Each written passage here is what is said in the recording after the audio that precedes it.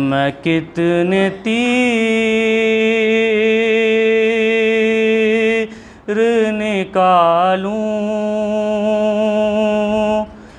کہ تم کو چین ملے،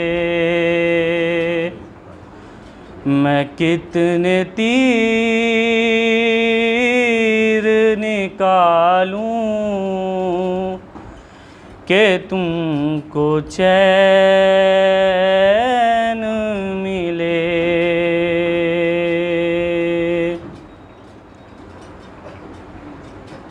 بتا حسین زیادہ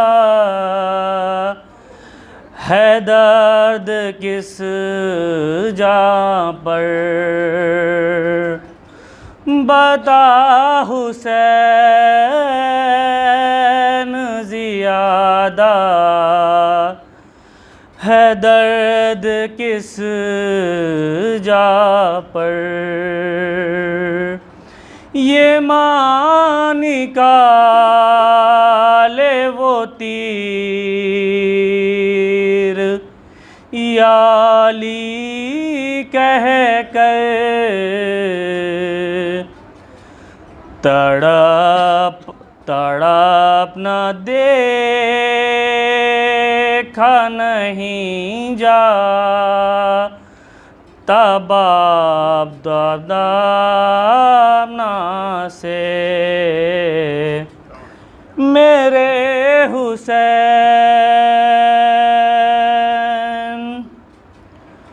وہ کس کو پیار سے 18 سال پالا ہے، وہ جس کو پیار سے 18 سال پالا ہے،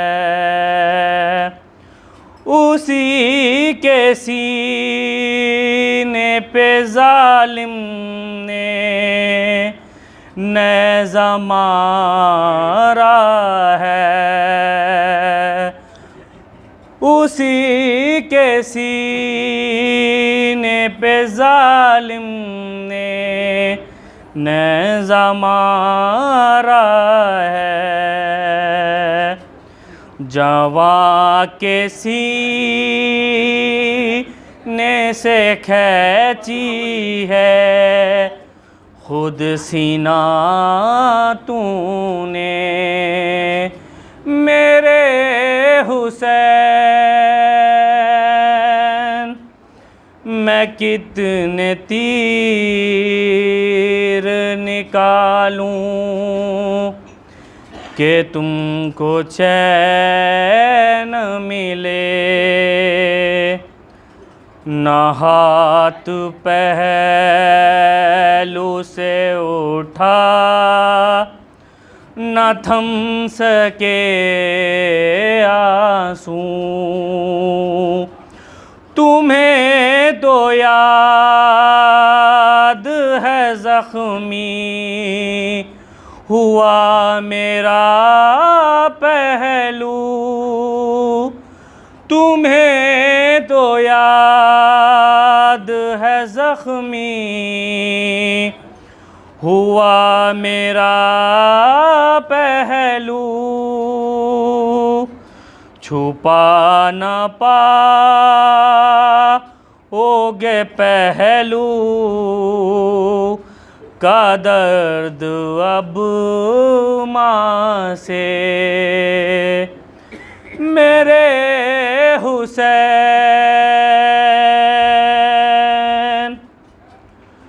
تمہیں رکھا ہے سدا اپنی چھاؤں میں نے،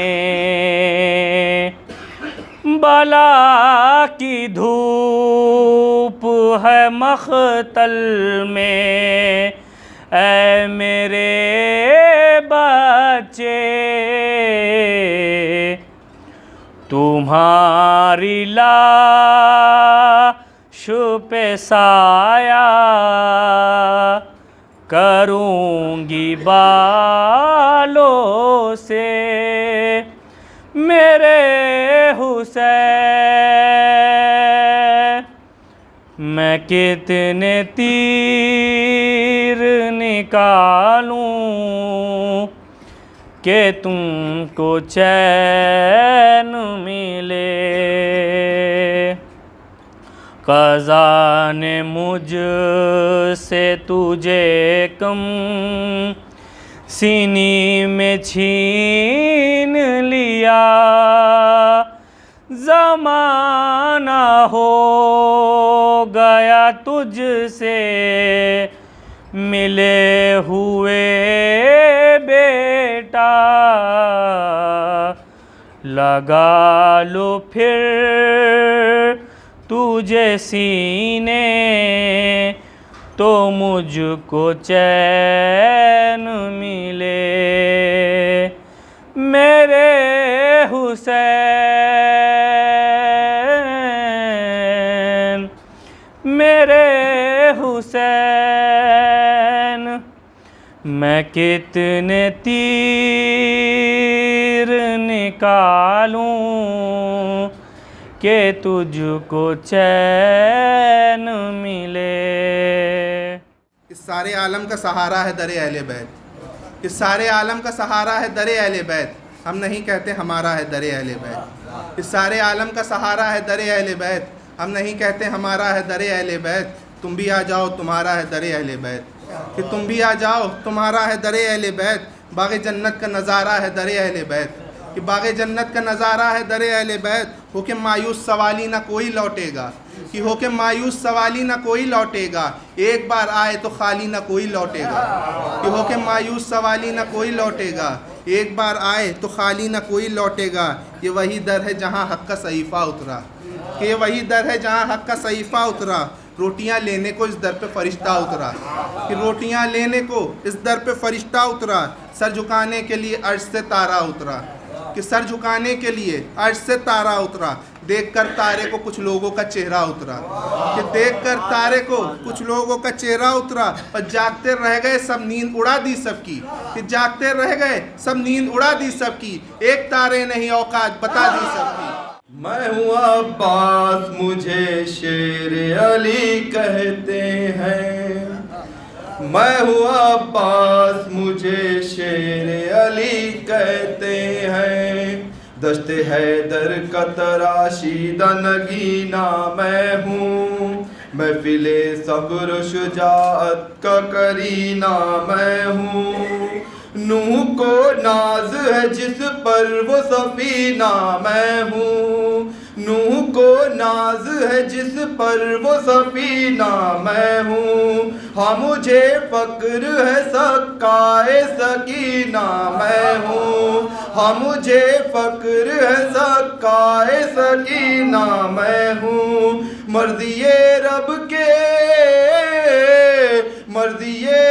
کے خریدار کا احساس ہوں میں، مجھ کو پہچان لو عباس ہوں، عباس ہوں میں ہوں عباس میں ہوں عباس مجھے شیر علی کہتے ہیں، غیظ میں آؤں تو دنیا کو ہلا سکتا ہوں، غیظ میں آؤں تو دنیا کو ہلا سکتا ہوں، القما خود میں تجھے پانی پلا سکتا ہوں، مردہ امیدوں کو ٹھوکر سے جلا سکتا ہوں، نہر کو کاٹ کے خیمے سے ملا سکتا ہوں، نہر کو کاٹ کے خیمے سے ملا سکتا ہوں، حکم آقا کا میں پابند ہوں مجبور نہیں، اور اگر چاہوں تو کوثر بھی بہت دور نہیں، میں ہوں عباس مجھے شیر علی کہتے ہیں، پرچم جعفر تیار اٹھایا میں نے، پرچمِ جعفر تیار اٹھایا میں نے، حق پرستوں کو دیا دھوپ میں سایہ میں نے، ہاں وفا کو بھی وفادار بنایا میں نے، جنگ صفین میں وہ ہاتھ دکھایا میں نے، جنگ صفین میں وہ ہاتھ دکھایا میں نے، سب کے ہونٹوں پہ تھا، سب کے ہونٹوں پہ تھا ولیوں کے ولی آتے ہیں، بھاگنے والے سمجھتے تھے علی آتے ہیں، میں ہوں عباس مجھے شیر علی کہتے ہیں۔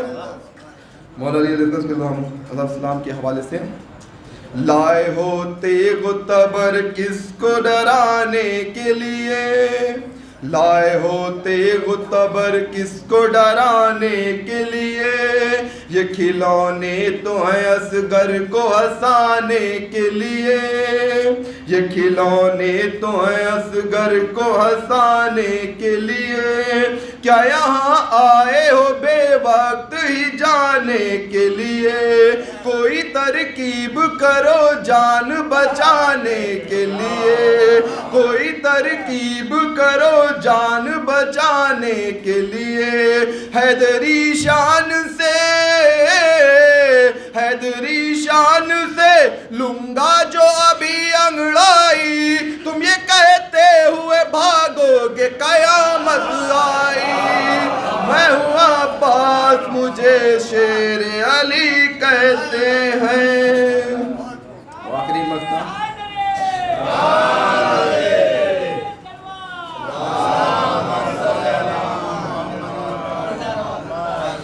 میں ہوں عباس مجھے شیر علی کہتے ہیں، لفظ احساس کا افہام معنی میں ہوں، تیرے دریائے طبیعت کی روانی میں ہوں، فاتح خیبر و خندق کی جوانی میں ہوں، فاتح خیبر و خندق کی جوانی میں ہوں، جو کبھی ختم نہ ہو ایسی کہانی میں ہوں، جو کبھی ختم نہ ہو ایسی کہانی میں ہوں، ہر جگہ پر جمے، ہر جگہ پر جمے سکائے حرم اٹھتا ہے، میرا لاشا نہیں اٹھا تو علم اٹھتا ہے، میں ہوں عباس مجھے شیر علی کہتے ہیں۔ معجزہ یہ پیاس کا دیکھا در عباس پر، سجدہ کرنے آ گیا دریا در عباس پر، معجزہ یہ پیاس کا دیکھا در عباس پر، سجدہ کرنے آ گیا دریا در عباس پر، تو اتنی اونچائی عطا کر دی اسے عباس نے، خود وفا کرتی ہے اب سجدہ در عباس پر، خود وفا کرتی ہے اب سجدہ در عباس پر۔ ایک اور درود پڑھ دے بھائی۔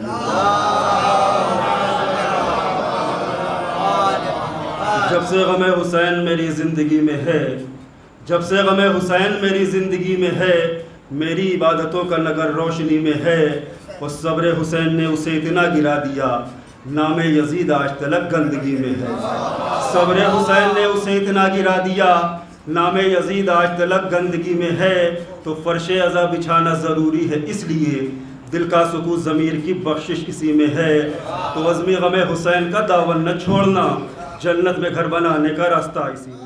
رحم اللہ من قرأ الفاتح۔ اعوذ باللہ من الشیطان الرجیم، بسم اللہ الرحمن الرحیم، الحمد للہ رب العالمین، الرحمن الرحیم، مالک یوم الدین، ایاک نعبد و ایاک نستعین، اهدنا الصراط المستقیم صراط الذین انعمت علیہم غیر المغضوب علیہم ولا الضالین۔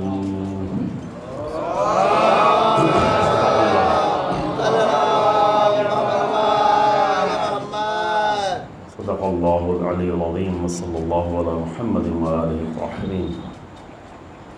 اب آواز بڑھانے کی کوشش نہیں کریے، بس کافی ہے۔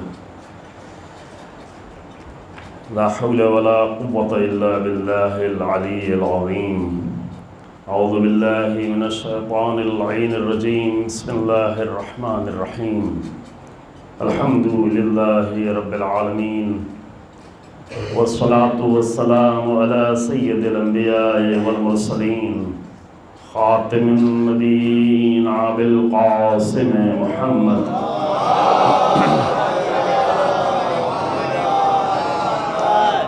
ثم الصلاة والسلام على أهل بيته الأطيبين الأطهرين المعصومين المنتجبين ولعنة الله على أعدائهم أعداء الله أجمعين أما بعد فقد قال الله تبارك وتعالى في كتابه الكريم بسم الله الرحمن الرحيم ألا إن أولياء الله لا خوف عليهم ولا هم يحزنون الذين آمنوا وكانوا يتقون صلى الله عليه محمد.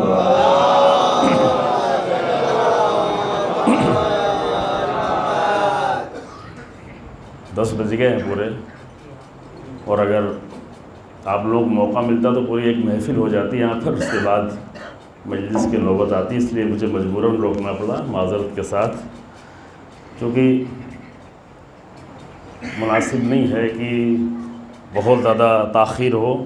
ٹھیک ہے کل سنڈے ہے، مسئلہ نہیں ہے، لیکن پھر بھی رات کو اللہ نے قرار دیا ہے تاکہ انسان رات سے دوسرے بھی فائدے اٹھا سکے، اور بہرحال اللہ اس عمل کو انشاءاللہ عبادت کا درجہ قرار دے، اور ایسی باتیں آپ کی خدمت میں عرض ہو سکیں گی جو عبادت ہو سکے انشاءاللہ. دیکھیں ابھی تک آپ نے شاعری سنی ہے. ذاکروں کی ایک مشکل یہ ہے، بہت سارے ذاکروں کی، کہ وہ دیکھتے ہیں کہ شاعروں کی اتنی تعریف مل رہی ہے تو ہمیں تو اور بڑھ کے جو ہے کچھ ایسا پڑھنا چاہیے کہ ہماری تعریف زیادہ ہو. لیکن ہمارا کہنا یہ ہے عزیزو کہ شاعری تو ٹھیک ہے، تخیلات ہوتے ہیں، ہنر ہوتا ہے، ہنر کو جو ہے تعریف چاہیے، اچھی بات ہے، آپ نے تعریف کر دی، لیکن خطابت کو اگر ہم تاریخ کی پوری تاریخ کو اٹھا کے دیکھیں تو اگر خطابت کا معیار ڈھونڈنا چاہیں تو ہمیں خطابت کا معیار رسول اللہ کی ذات، امیر المومنین کی ذات، اہل بیت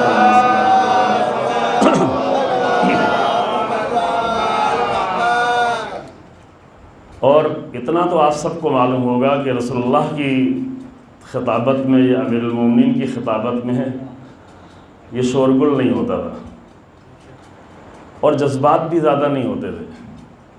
شاعری میں جذبات ٹھیک ہے، جذبات سے زیادہ تخیلات ہوتے ہیں، اور شاعری اگر حقیقت کی بنیاد پہ ہو تو علامہ اقبال کے انتقال کو تقریباً 90 سال ہونے والے ہیں لیکن ابھی تک زندہ ہیں.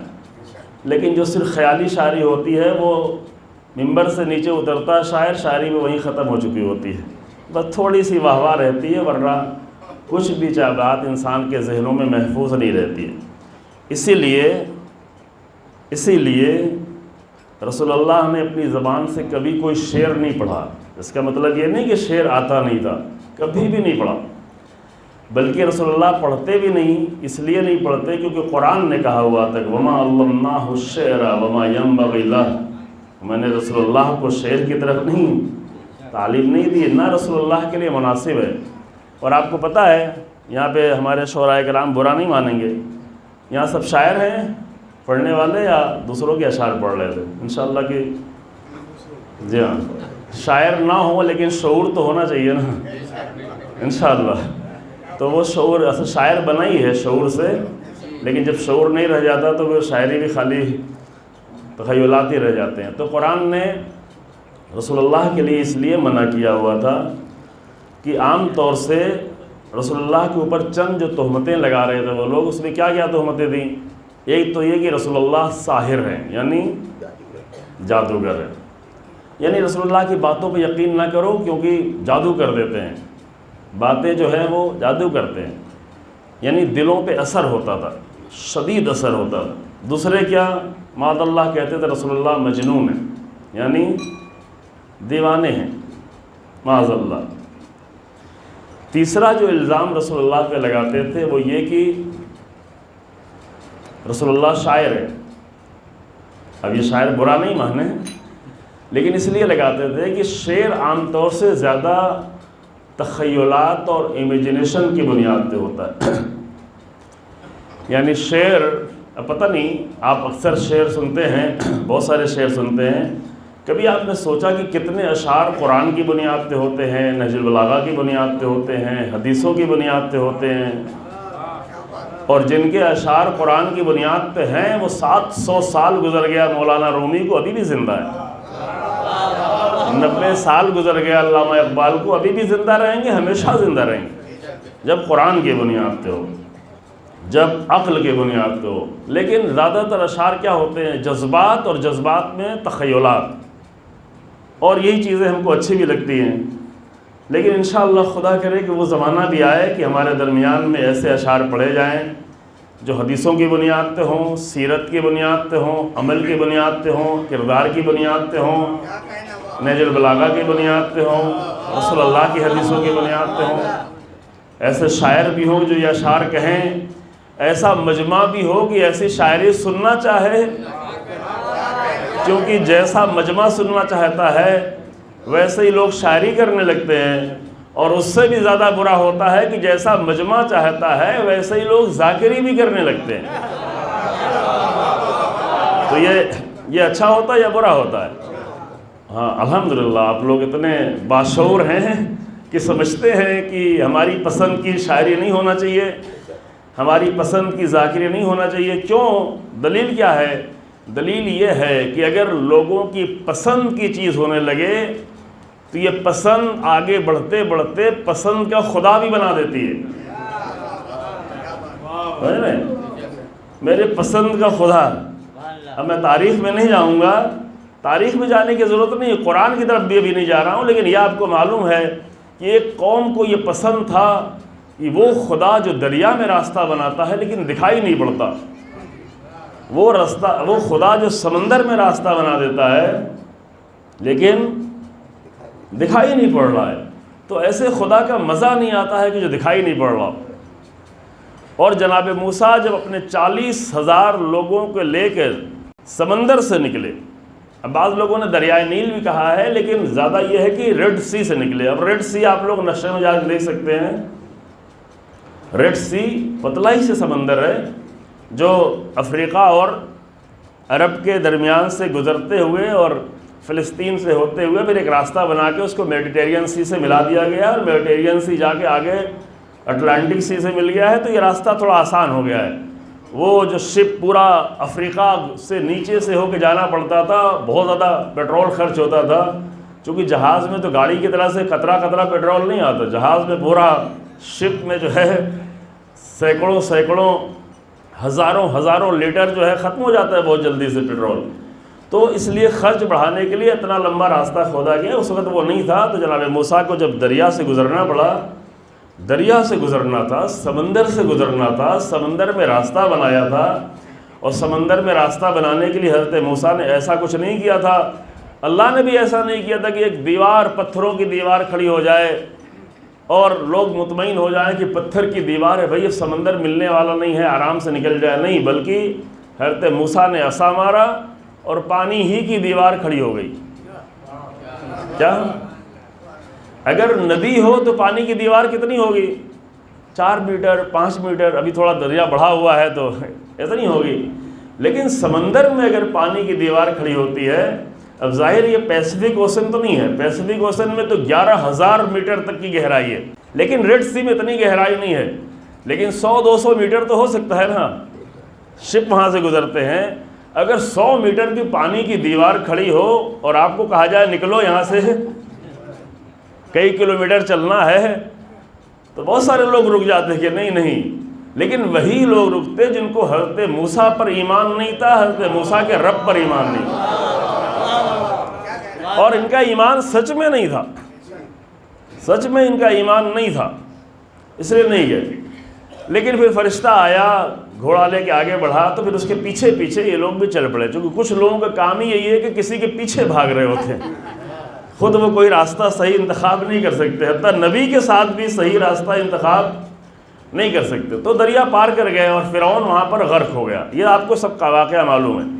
لیکن اس میں ایک بہت خوبصورت نقطہ جو قرآن نے بیان کیا، سمجھنے والا، واہ واہ والا نہیں. جو میں آپ کو زیادہ موقع نہیں دوں گا واہ واہ کا، یا آپ ابھی سے مطمئن ہو جائیں. سمجھ رہے ہیں؟ اور یہ بھی اس لیے کہ شاید آپ کی دھیرے دھیرے عادت ہو جائے، خدا کرے. میں تو بار بار نہیں آؤں گا یہاں پڑھنے کے لیے، لیکن دیکھیں امیر المومنین تو 100 سال پہلے خطابت کرتے تھے، رسول اللہ تو اس سے اور پہلے خطابت کرتے تھے. لیکن ایسا نہیں کہ آپ کہیں کہ وہ تو پرانے زمانے کی بات تھی، ابھی تو بہت ہم لوگ آگے بڑھ گئے. آپ کتنا بھی آگے بڑھ جائیں گے لیکن امیر المومنین اور رسول اللہ کی خطابت تک نہیں پہنچ پائیں گے. اور یہ صرف ماضی کا مسئلہ نہیں ہے، مستقبل میں بھی کوئی رسول اللہ کا بیٹا اور امیر المومنین کا وارث آنے والا ہے، جس کا پورا عالم اسلام انتظار کر رہا ہے. ممکن ہم امام زمان کہیں تو سب کو سمجھ میں نہ آئے، لیکن امام مہدی کا سب انتظار کر رہے ہیں صلوات اللہ علیہ وسلم. اور امام مہدی آ کر حکومت کریں گے، پوری دنیا پہ حکومت کریں گے. عدالت علوی اور عدالت رسول اللہ کی حکومت کریں گے، عدالت قرآن کی حکومت کریں گے. جب حکومت کریں گے تو خطابت بھی کریں گے، لیکن یقین جان لیں کہ امام مہدی کی خطابت لکھنؤ کی خطابت نہیں ہوگی، بلکہ امیر المومنین جیسی خطابت ہوگی. سمجھ رہے ہیں؟ کسی زور خطیب کی خطابت نہیں ہوگی، بلکہ امیر المومنین کی خطابت ہوگی.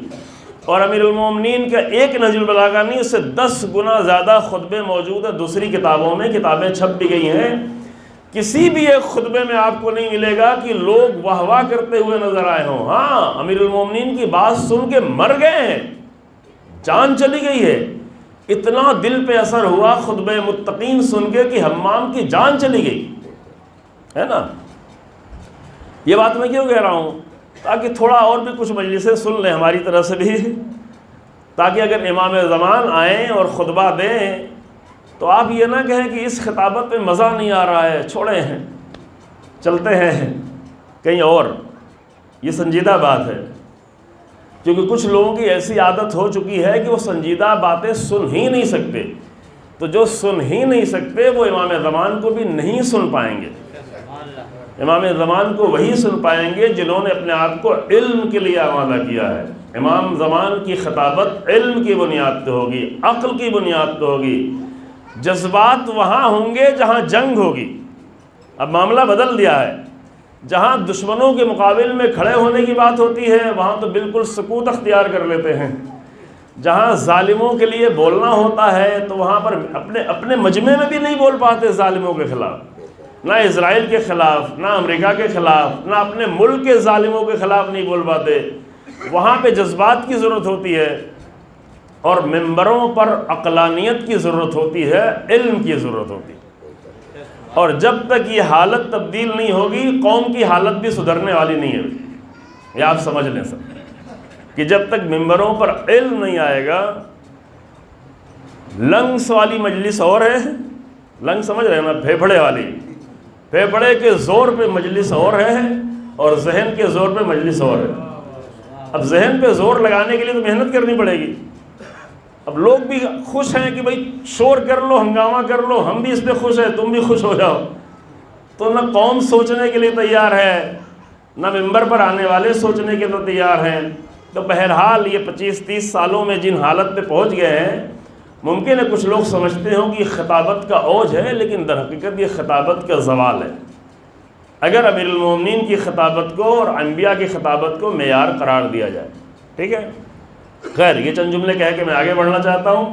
انشاءاللہ تعالیٰ تھوڑا سوچیں گے اور سوچ کے ذریعے سے انشاءاللہ تعالیٰ 2 مہینے 8 دن ہو جائیں گے. 2 دن بعد 2 مہینے 8 دن کی مجلسوں کے بعد اتنا بھی انسان سوچے گا کہ اللہ نے یہ موقع دیا کہ ولی خدا کا ذکر ہو، حسین ابن علی سلام اللہ علیہ کا ذکر ہو، ان کے ساتھ عظیم شہداء کا ذکر ہو. اور یہ شہداء کا ذکر بھی شعر سن رہے تھے، کئی چیزیں بتائیں، دل کو سکون بھی ہوتا ہے، فلاں ہوتا ہے، جنت بھی ملے گی. لیکن ذکر حسین ابن علی نہ تو جنت کے لیے ہے، نہ تو ہمارے گھر کی برکت کے لیے ہے، نہ تو مولوی کے لفافے کے لیے ہے، نہ تو آپ کے تبرک کے لیے ہے کہ کس مجلس میں کیسا کھانا. ذکر حسین ابن علی قیامت تک کے انسانوں کی تربیت کے لیے. توجہ فرمایا. کیوں تربیت کے لیے ہے؟ اس لیے کہ بہرحال دنیا کے ظالمین، ستمگر، بکے ہوئے لوگ، گمراہ لوگ، مفسد لوگ وہ دنیا کو خراب کرتے رہیں گے، تباہ کرتے رہیں گے، اور حسین ابن علی کا ذکر کہ جو وارث ہے رسول اللہ کے دین کے، امیر المومنین کے دین کے، اور یہی کہہ کے بلکہ لکھ کے جا رہے ہیں کہ اريد ان آمر بالمعروف وانہی عن المنکر واسیر بسیرت جدی وابی علی ابن ابی طالب. میں رسول اللہ کی سیرت کو زندہ کرنے جا رہا ہوں، میں اپنے بابا علی ابن ابی طالب کی سیرت کو زندہ کرنے جا رہا ہوں. امام نے کہیں بھی یہ نہیں کہا کہ میں یزید کو مارنے جا رہا ہوں. کبھی آپ نے کبھی سنا ابھی تک کسی زوردار خطیب سے بھی سنا ہے کہ امام نے کہا ہو کہ یزید کو مارنے جا رہے ہیں؟ کیونکہ یزید کے مارنے کا کوئی فائدہ بھی نہیں ہے اور مارنا بھی نہیں تھا، کہا بھی نہیں. کیوں؟ اس لیے کہ اگر ایک یزید کو مار بھی دیا جائے تو دوسرا یزید آ کے اس کی جگہ لے لے گا. کب تک؟ جب تک کہ امت کی اصلاح نہ ہو. اگر قوم یزیدوں کو قبول کرنے کے لیے تیار رہے گی تو ایک یزید جاتا رہے گا، دوسرا یزید آتا رہے گا. حکومتی پیمانے پہ اگر سمجھ میں نہ آئے تو اپنے اوقاف میں آپ دیکھ سکتے ہیں، ایک آتا ہے، ایک لوٹنے والا آتا ہے، وہ جاتا ہے، دوسرا آ جاتا ہے، دوسرا جاتا ہے، تیسرا آ جاتا ہے. کیونکہ جب تک لوگ صحیح نہ ہو جائیں، لوگوں کی اصلاح نہ ہو جائے، تو پوری حکومت تو نہیں، ایک مسجد کے حاکم کو بدلنے کا کوئی فائدہ نہیں ہوتا، ایک مسجد کے متولی کو بدلنے کا فائدہ نہیں ہوتا جب تک کہ لوگوں میں شعور پیدا نہ ہو. لہذا امام حسین نے کیا کہا کہ میں اپنے نانا کی امت کی اصلاح کرنے جا رہا ہوں. امت کی اصلاح ہو جائے تو حکومت خود بخود ڈرنے لگے گی. اور خدا کی قسم سن 61 ہجری کے بعد حاکم تو بہت آئے، لیکن کوئی بھی ظالم حاکم ایسا نہیں آیا جسے حسینیت کا ڈر نہ لگا رہا ہو. اور یہ ڈر آج بھی ہے. دنیا کی کتنی بڑی بھی حکومت آ جائے، دسیوں ہزار کلومیٹر دور سے حکومت کرنے والے مڈل ایسٹ میں آ جائیں، آج عراق میں، سیریا میں، فلسطین میں، لبنان میں، ایران میں، یمن میں، ان زمینوں پہ کسی کو ایران کا ڈر نہیں ہے، حزب اللہ کے تھوڑے سے جوانوں کا ڈر نہیں ہے. اصل میں مکتب حسین ابن علی کا ڈر ہے، روح حسینیت کا ڈر ہے. اور کیسے ہے؟ یہ جملہ دہرا دوں کہ حسینیت نے تربیت کی ہے، کیونکہ اس گروہ نے حسینیت سے صرف ثواب نہیں مانگا ہے، تربیت مانگی ہے. سمجھ رہے ہیں؟ تربیت ہوئی ہے. تو اتنی ساری تصویریں ماشاءاللہ لگا رکھی ہیں، خدا توفیقات میں اضافہ کرے جن لوگوں نے لگائی ہوئی ہے. یہ عظیم شہداء، یہ مکتب حسین ابن علی کے تربیت کیے ہوئے شہداء ہیں. مکتب حسین ابن علی کے شہداء یعنی مکتب امیر المومنین کے شہداء، یعنی مکتب رسول اللہ کے شہداء. یہ ایک سلسلہ ہے. تو اس سلسلے کو اسی لیے زندہ رکھا گیا. قرآن نے بھی زندہ رکھا. 1,24,000 انبیاء ہیں. اتنے نام قرآن لیتا تو پورا قرآن تو نبیوں کے نام سے بھر جاتا. تو مسئلہ نام کا نہیں تھا، مسئلہ تربیت کا تھا. لہذا 1,24,000 میں سے 24,000 بھی نام نہیں لیے، 2,400 بھی نام نہیں لیے. کتنے نام لیے؟ کل 24-25 نام قرآن نے بیان کیے کہ 24-25 کردار بھی اگر تمہارے پاس رہے تو ان نبیوں کے ذریعے سے تربیت ہوتی رہے گی، رسول اللہ کے ذریعے سے تربیت ہوتی رہے گی. اتنے عظیم ائمہ کا کردار اٹھا کے بچا کے تمام ظلم کی دنیا سے بنی امیہ کی سازشوں کے بعد بھی محفوظ کر کے رکھا گیا کہ یہ نام بیان ہوتا رہے، انسانوں کی تربیت ہوتی رہے. اب ہم کتنا بھی مجلس کر لیں، آج ہمارا دن میں ایک پروگرام تھا ٹیچرز کے سامنے، خواتین زیادہ تھی اس میں، تو ہمیں کہا کہ ممکن ہے کہ انسان فری ہو 5 مجلسیں کر لے، 8 مجلسیں کر لے. مجھے بتایا کہ محرم میں شاید 19-20 مجلسیں ہو جاتی ہیں ایک دن میں. کتنا بھی مجلسیں کر لے، 19-20 مجلسوں میں اچھا خاصا تبرک بھی ہو جاتا ہوگا، ممکن ہے کچن بھی بھر جاتا ہو. لیکن کچن کتنا بھی بھر جائے، پیٹ کتنا بھی بھر جائے، اگر دل عشق حسین ابن علی سے نہیں بھرا ہے اور اگر روح تربیت حسینی سے آشنا نہیں ہوئی ہے تو عزیزو اللہ رحم کھا کے کچھ ثواب دے دے گا، لیکن حسینیت تو اس سے ناشنا رہ جائیں۔ یہ بنیادی مسئلہ ہے، یہ بہت ہی بنیادی مسئلہ ہے۔ پھر کبھی ہمارے ہاں لوگ کہتے ہیں کہ ہمارے ہاں ایسے لوگ کیوں پیدا نہیں ہوتے؟ ہمارے ہاں بڑے بڑے لوگ کو بھی جب دیکھے تو مشکلات ہی نظر آتی، ہمارے ہاں قاسم سلیمانی جیسے لوگ کیوں نہیں ہوتے، حسن نصر اللہ جیسے لوگ کیوں نہیں ہوتے؟ اس لیے نہیں ہوتے کیونکہ ہم نے حسین ابن علی سے ثواب چاہا ہے، تربیت نہیں چاہی۔ جس دن تربیت چاہنا شروع ہو جائیں گے تو پھر تربیت کا اثر بھی ہونا شروع ہو جائے گا۔ الحمدللہ آج کے زمانے میں بہت ہی فخر سے یہ بات کہی جا سکتی ہے کہ پوری تاریخ انسانیت میں کبھی بھی اتنی بڑی تعداد میں اہل حق سے تربیت لینے والے لوگ نہیں تھے جتنا آج ہے۔ رسول اللہ بھی حسرت کرتے رہے، سارے انبیاء کی حسرت تو قرآن نے ایک ساتھ ہی بیان کر دی، یا حسرتاً علی العباد ما یاتیہم من رسول الا وکانوا بہا یستہزئون۔ لوگوں پہ حسرت ہے، افسوس ہے کہ انبیاء آتے تھے تو لوگ صرف انبیاء کا مذاق اڑاتے تھے، اور مذاق بھی کیسا کیسا اڑایا یہ آپ نے سنا ہوا ہے۔ گھر کے لوگ اڑاتے تھے، کبھی کبھی یہ ہو کہ بھئی محلے کے لوگ اڑا رہے ہیں مذاق، دوسرے لوگ پریشان کر رہے ہیں۔ اس زمانے میں اب الگ انداز سے پریشان کرتے تھے، آج جھوٹی جھوٹی کلپ بنا دیتے ہیں، کوئی بھی اگر ذرا سا اصلاحی کام کرنا چاہے۔ یعنی امام حسین خود کہہ کے جا رہے ہیں میں اصلاح کے لیے نکلا ہوں، اور امام حسین کی مجلس پڑھنے والا کہا کہ نہیں میں تو اصلاحی مجلس نہیں پڑھتا۔ عجیب ہے نا، امام لکھ کے جا رہے ہیں کہ انما خرجت لطلب الاصلاح فی امت جدی، میں تو اصلاح کے لیے نکلا ہوں۔ اور شاید آپ کو عجیب بھی نہ لگ رہا ہو۔ کیوں عجیب نہیں لگتا؟ اس لیے عزیزو ایک جملہ جلدی سے سن لیں، اس لیے ہمیں عجیب نہیں لگتا کہ ہمارے پاس جو کربلا ہے، جو مجلس ہے، جو ماتم ہے، وہ زیادہ تر ہماری اپنی بنائی ہوئی رسمیں ہیں۔ اس لیے آپ کو فرق بھی لگے گا کہ آپ کو یہاں کی عزاداری ممکن ہے کچھ اور لگے، لکھنؤ کی کچھ اور لگے، بمبئی کی کچھ اور لگے، حیدرآباد کی کچھ اور لگے، کراچی کی کچھ اور لگے۔ آپ کربلا اور تہران چلے جائیں وہاں کچھ اور لگے، کیونکہ بہت ساری جگہوں پہ اپنی رسمیں بنائی ہوئی ہیں۔ رسمیں تو سب کی الگ الگ ہوتی رہتی ہیں، لیکن اے کاش کہ کبھی ہم یہ سوچتے کہ اپنی رسموں سے بلند ہو کر حسین ابن علی کی رسم ادا کرنے لگیں۔ کیا میں آرام سے کہہ رہا ہوں تاکہ آپ زیادہ غور کریں۔ نکل کر خانقاہوں سے ادا کر رسم شبیری، رسم خانوادگی اور ہے، یہ میری فیملی کی رسم ہے، تو یہی تبرک ہونا چاہیے، یہی طریقہ ہونا چاہیے، یہی ٹائم ہونا چاہیے۔ یہ سب تو ہم نے رسمیں بنائی ہیں۔ رسم شبیری ادا کرنے کی فکر کب ہوئی؟ اور رسم شبیری اگر ادا کرنا ہے اور اسے ادا کرنا سیکھنا ہے تو یہ ممکن ہے کہ ممبر سے ہمارے بہت رسم شبیری ادا کرنے والے نہ ملیں، کیونکہ وہ بھی اپنی رسم ادا کر رہے ہیں۔ رسم شبیری سیکھنا ہے تو آج ان سے جا کے سیکھیں جو دنیا کے ظالموں کے مقابل میں کھڑے ہوئے، وہ سکھائیں گے کہ رسم شبیری کیا ہوتی ہے۔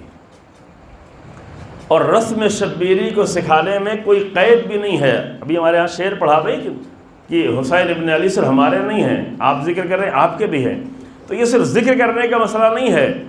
رسم شبیری سیکھنے کے لیے اگر فلسطین کے اہل سنت کھڑے ہو جائیں تو بہت سارے شیعوں سے بھی آگے بڑھ جائیں، لیکن انہوں نے یہ رسم شبیری نہ تو مصر سے سیکھی ہے، نہ خادم الحرمین سے سیکھی ہے، نہ مکہ مدینے سے سیکھی ہے، بلکہ انہوں نے یہ رسم شبیری تہران میں فرزند حسین ابن علی سے سیکھی ہے۔ اور رسم شبیری سکھائے گا کون؟ وہی سکھائے گا جو راہ حسین ابن علی پہ چلنے والا ہے۔ تو الحمدللہ جس زمانے سے ہم گزر رہے ہیں تو ایک جملہ یہ پورا کر دیں اور آگے بڑھیں کہ ہماری کربلا کچھ اور ہو سکتی ہے، ہماری عزاداری کچھ اور ہو سکتی ہے، ہمارا نام بھی لے لیں، ہمارے حسین کچھ اور ہو سکتے ہیں، ہمارے ابوالفضل عباس کچھ اور ہو سکتے ہیں، لیکن حسین ابن علی کی کربلا ممکن ہے اس سے الگ ہو۔ اور اگر ایک سال کے محرم میں ہم صرف اتنا سمجھ لیں کہ ہماری کربلا کون سی ہے اور حسین ابن علی کی کربلا کون سی ہے، تو پورے سال کے محرم کی سب سے بڑی کامیابی یہی ہو سکتی ہے کہ ہماری رسمیں اور حسین ابن علی کی رسم، ہماری فکر اور حسین ابن علی کی فکر، ہمارا ہم و غم اور حسین ابن علی کا ہم و غم۔ مدینے سے لے کے مکے تک بہت سارے لوگ ایسے تھے جو امام سے آ کے ملتے تھے، لیکن ان کی ساری فکر یہ تھی کہ کسی طرح حسین ابن علی کو بچا لے، اور بہت خلوص سے بھی کہہ رہے تھے، سمجھ رہے ہیں؟ کئی سارے لوگ تو بڑے خلوص سے کہہ رہے تھے۔ اب یہ چیزیں کم آپ کے ہاں پڑھی جاتی ہیں، کیونکہ ظاہر یہ چیزیں پڑھی جائیں گی تو بیچ بیچ میں واہ واہ کرنے کا موقع نہیں ملے گا، تو ذاکر بھی سوچتا ہے کہ کیا ہم ایسی تاریخ پڑھے ہیں، تو کبھی آپ کو طولانی مفصل کربلا نہیں ملے گی۔ لمحے لمحے جو لکھے گئے ہیں، مکے میں امام حسین علیہ السلام 4 مہینے 5 دن تک رکے، یعنی 3 شعبان سے لے کے 8 ذی الحجہ تک، ہے نا؟ 3 شعبان 28 رجب کو چلے، 3 شعبان کو پہنچے، 3 شعبان سے لے کر کے 8 ذی الحجہ تک کتنا ہو گیا؟ شعبان، رمضان، شوال، ذی القعدہ، ذی الحجہ، 4 مہینے 5 دن تک امام رکے۔ لوگوں سے ملاقات ہوتی رہی، آخر میں زیادہ ملاقاتیں ہوتی رہیں، اور جو بھی ملاقات کرتا تھا مدینہ میں بھی یہی کرتے تھے کہ سب کو یہ فکر تھی، امام کو مشورے دے رہے تھے کہ آپ اپنی جان بچائیں، آپ یمن چلے جائیں، یمن کی پہاڑیوں میں چلے جائیں، وہاں کوئی آپ کو نہیں بچا پائے گا۔ اچھا مکے بھی جا رہے ہیں تو مین راستوں سے نہیں جائیں، کنارے کے راستوں سے چلے جائیں۔ کیسے مشورے حسین ابن علی کو دے رہے ہیں، امام نے ہرگز اسے قبول نہیں کیا۔ مکے میں رہیں، مکہ حرم ہے، وہاں آپ کی جان محفوظ رہے گی، عبداللہ ابن عباس کے گھر میں ٹھہرے ہوئے تھے تو بہت کچھ ہوگا۔ ان سب کو صرف اور صرف یہ فکر تھی، بلکہ بعد میں امان نامہ جناب عبداللہ ابن جعفر جو بہت ہی عظیم انسان تھے، امام حسین مکے سے نکل بھی گئے، 2 منزل تک آگے بھی چلے گئے، پہلے اپنے بیٹوں کو بھیجا کہ جا کے ماموں کو جا کے روکو، میں آ رہا ہوں۔ پھر وہ گئے گورنر کے پاس، مکے کے گورنر کے پاس کہ امان نامہ لکھ، اور عبداللہ ابن جعفر کا اتنا زیادہ اثر تھا کہ کوئی منع نہیں کر سکتا تھا، تو امان نامہ لکھ کے دیا۔ دوسری منزل پہ خود پہنچ گئے کہ آپ کے لیے امان نامہ لے کے آئے ہیں، آپ کی جان محفوظ ہے، آپ واپس چلے۔ وہ سب کیا چاہتے تھے؟ دل سے چاہتے تھے، اچھی چیز چاہتے تھے۔ ہم آپ ہوتے تو ہم میں سے شاید بہت سارے لوگ یہی چاہتے کہ پنجتن پاک کی آخری فرض ہے، اس کے بعد تو کوئی پنجتن پاک کی کوئی فرض نہیں ہوگی، تو کسی طرح حسین ابن علی کو بچا لیا جائے۔ عزیزو، سب کی فکر یہ تھی کہ حسین ابن علی کو بچا لیا جائے، لیکن حسین ابن علی کی فکر یہ تھی کہ تمام انبیاء کی وراثت کو بچا لیا جائے۔ اصل مسئلہ یہ تھا، سب کو فکر یہ تھی کہ رسول اللہ کے نواسے کو بچا لیا جائے، لیکن رسول اللہ کے نواسے کو فکر تھی کہ رسول اللہ کے مشن کو بچا لیا جائے۔ سب کو فکر یہ تھی کہ امیر المومنین کے بیٹے کو بچا لیا جائے، لیکن امیر المومنین کے بیٹے کو فکر یہ تھی کہ امیر المومنین کی سیرت اور زندگی کو بچا لیا جائے، عدالت کو بچا لیا جائے، عزم کو بچا لیا جائے، جو الحمدللہ بچا ہوا ہے، بچا ہوا ہے۔ اللہ اکبر، اللہم صلی علی محمد۔ اور ایک نقطہ اور یہاں پہ آئیں تو اور عرض کر دیں، پھر ہم آیت پہ آگے بیان کرتے ہیں۔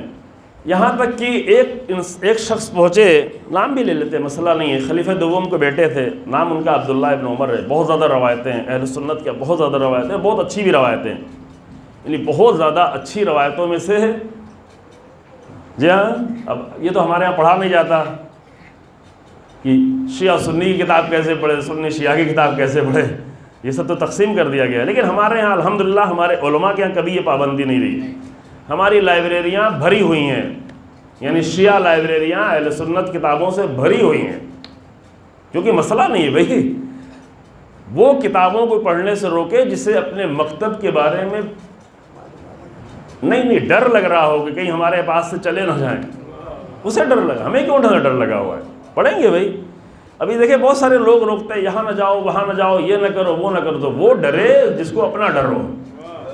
لیکن اس مسئلے میں ہم کبھی بھی نہیں ڈرے، کیونکہ اہل بیت یہ ہمارا اپنا مسئلہ نہیں، اہل بیت کا دین اتنا حق ہے کہ بنی امیہ اور بنی عباس کی حکومتیں نہیں روک سکیں، تو اور دوسرے لوگ کیا روک پائیں گے؟ لہذا ہر جگہ ہی ہے، تو کتابیں بھری ہوئی ہیں۔